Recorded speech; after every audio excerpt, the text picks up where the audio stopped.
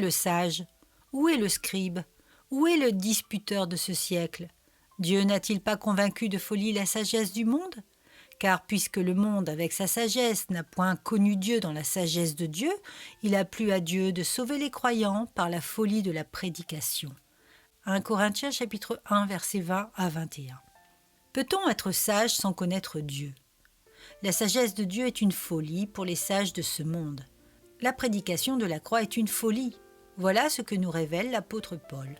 Peut-on être un païen, un athée et être sage?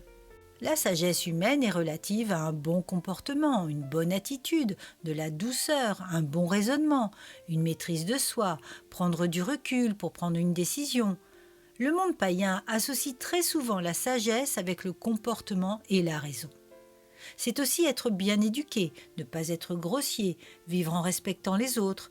Tout cela est un signe de sagesse humaine. La sagesse, selon Dieu, se dit rokma en hébreu, qui signifie habileté, intelligence, sagesse en affaires, sagesse morale, vigilance, sagesse envers Dieu. Elle est bien plus qu'un comportement de raison, une attitude de bon sens dirigée par la pensée.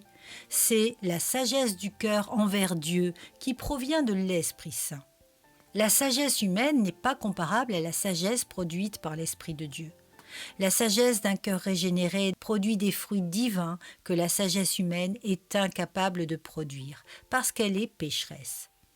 La sagesse de Dieu émane d'une vérité biblique.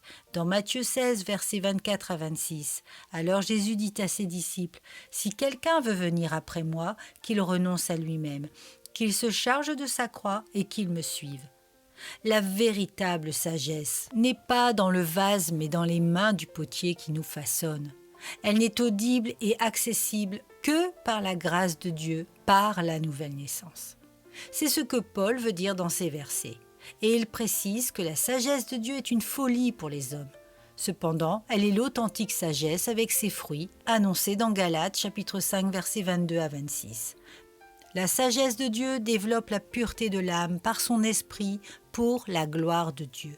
Elle transforme, elle change, elle conduit vers la sainteté. Parce que nous ne sommes pas sages, laissons la sagesse de Dieu nous guider dans sa paix.